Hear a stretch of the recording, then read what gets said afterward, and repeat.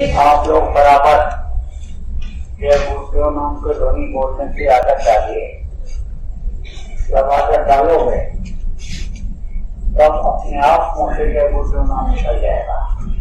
लेकिन coat coat मूल्यतन कराने और का नाम मुख आवश्यक नहीं। आखिरी वक्त पर अगर नाम मुँह से निकल जाए तो चाहे ध्वन्यात्मक हो या वर्णात्मक हो, वर्णात्मक नाम भी निकल जाता है तो उस समय का जो जागृत नाम होता है उस नाम के बोलने से नामी तक आवाज पहुंच जाती है और तो मदद हो जाती है। यहाँ तक कि यमराज से भी वो छुड़ा लेते हैं। यमराज भी हट जाते हैं जब उनकी दया की धार हो जाती है, मिल जाती है। तब आप समझो कि ध्वन्यात्मक नाम तो पकड़ने वाला तो कभी यमराज के या यमराज के दूध के चक्कर में तो आता नहीं है। तो आप लोग सब लोग तो साधना में पारंगत हुए नहीं अभी, क्योंकि करते नहीं हो, आदत नहीं डाला आपने।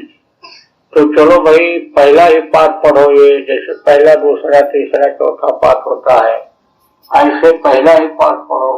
सफाई ही करो कर्मों की, जय गुरुदेव नाम के ध्वनि बोल करके। तरह तरह से देखो संतों ने रास्ता निकाला जीवों के कल्याण के लिए, भलाई के लिए। तो समझो ये पहला पाठ है, यही पढ़ना शुरू करो, यही नए लोगों को पढ़ाना शुरू करो, बच्चों को इसी की आदत डालो। फिर धीरे धीरे मन जो है वो दुनिया की तरफ से हट करके और फिर इधर आने लगेगा, भजन में लगने लगेगा। लेकिन जय गुरुदेव नाम की ध्वनि भी बोलो तो आप आंख बंद करके और याद करो। इसे ये गुरु का नाम है तो गुरु के पहले गुरु नाम को जगाया गुरु महाराज ने, गुरु के पहले जय लगाया। जा माने जय मान, या माने जो हमेशा यानी समझो कि रहते हैं, गुरु हमेशा रहते हैं। और गुरु जो समर्थ होते हैं देते ही हैं, सब कुछ देते हैं, उनके पास कोई कमी तो रहती नहीं है। लेते भी हैं तो क्या लेते हैं, जो कोई लेने को न तैयार हो, पूरे कर्म पापों की गठरी जिसको कहते हैं उसको लेकर के अपने ज्ञान अग्नि के द्वारा जलाते हैं, राग करते हैं या भोगते हैं शरीर से, दोनों होता है। तो आप ये समझो कि ये जय गुरुदेव नाम यानी समझो कि किसका नाम है, गुरु का नाम है। तो गुरु का उसमें ध्यान करना चाहिए, तब तो आवाज वहां तक पहुंचेगी।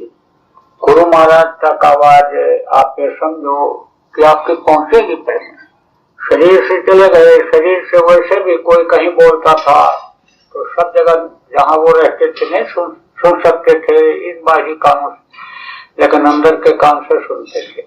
गुरु का स्थान जो होता है अंदर में, गुरु पद जिसको कहते हैं, वहां पर समझो जोर को बांध करके रखते हैं। और ये समझो कि उनकी पावर शरीर में तो रहती है लेकिन वहीं से संभाल करते हैं। तो आप ये समझो कि वहां तक जब आवाज पहुंच जाएगी और जो जगाए हुए नाम है, जगाया हुआ नाम है, उस नाम से जब उस मालिक को पुकारोगे, मालिक को समझ करके पुकारोगे, तो मालिक जो है उन्हीं गुरु में से हो करके मदद कर देगा। तो आप ये समझो कि जय गुरुदेव नाम भी ये आपको समझो कि बचाएगा। मुसीबतों में तो बचाता ही है, तकलीफों में तो राहत मिलती ही है इस नाम से, बीमारी में, तकलीफ में, विघ्न बाधा, टेंशन में ये नाम तो मदद करता ही है। लेकिन अंतिम समय में भी समझो यमराज के दूतों से अंतिम समय में 84 जाने में भी ये मदद कर सकता है जय गुरुदेव नाम। तो बराबर आदत डालो, आदत नहीं डालोगे तो जिस चीज की आदत पड़ जाती है आदमी की उसी तरफ यह मन उसको ले जाता है, तो मन उधर ले जाएगा, इन्हीं दुनिया के कामों में आपको लगाएगा। और फिर धीरे धीरे बोलते जाओगे, पर्दा मोटा होता जाएगा, मन मुक्ता आती जाएगी, गुरुमुक्ता खत्म होती जाएगी, गुरु से दूर हो जाओगे, गुरु के रास्ते से अलग हो जाओगे। तो काल के जो एजेंट हैं इस समय पर, माया के जो एजेंट हैं इस समय पर, वो तो आपको अपनी तरफ खींच करके बताने की कोशिश ही करेंगे और फिर इस कदर फंस जाओगे कि निकल पाना बहुत मुश्किल हो जाएगा। इसलिए जो बात बताई जाए उस पर आप अमल करो, अमल करोगे तो उसका फायदा आपको दिखाई पड़ेगा। यहाँ तो ऐसी चीज बताई जाती है कि जैसे एक हाथ से दो कोई चीज और दूसरे हाथ से ले लो।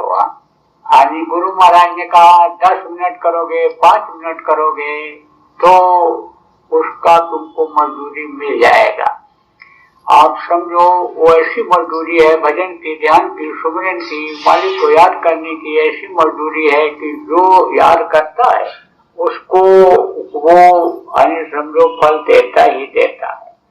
तो आपको समझने की जरूरत है प्रेमियों कि जो मनुष्य शरीर में भी पावरफुल आत्मा रहती है, जिसको समर्थ गुरु, सच्चा गुरु कहते हो, संत गुरु कहते हो, वो भी समझो जो चीज बताते हैं उसके करने में वो भी समझो कि उसका फल देने में संकोच नहीं करते।